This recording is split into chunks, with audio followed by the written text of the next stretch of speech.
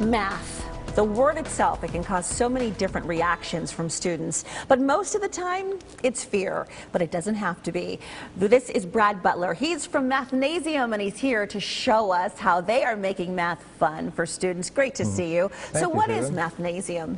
Well, we're an after-school learning center where kids can come and work on their math skills, work on their homework problems for the day, and if they're having any issues, we can go over maybe some different ways to show them how to do it. And we're just looking for that aha moment where they get it. When the light bulb comes on. Yeah. Because for so many students, they may excel in all subject areas, do very well, but when it comes to math, they struggle a little bit. Why is that? They do. Math skills, they tend to build on each other.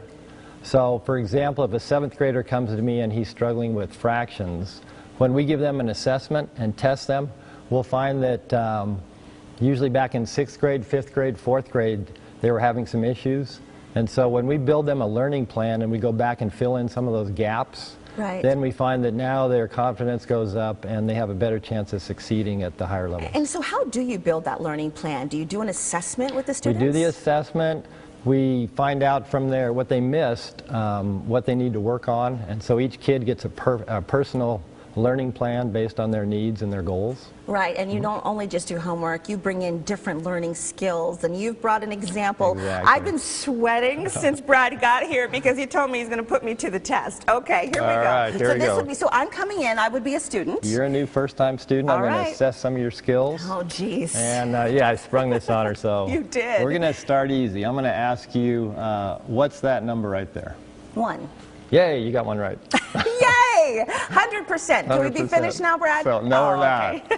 We're going to flip-flop that, and I'm going to say, tell me what that number is. That's going to be 1/10. Nice. Can you write that there as a fraction for me? As a fraction? Yeah. Oh, my goodness.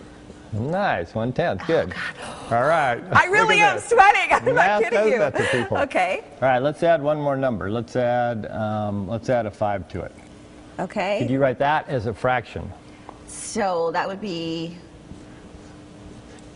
Can you say that number to me? That's 1/15. 15. 15 hundredths. Hundredths. Okay, write it as 15 Oh, hundredths. okay. So 15 hundredths. There we go. Uh-oh. 15. Let's go 15 over 100. Oh, okay. Okay. All right.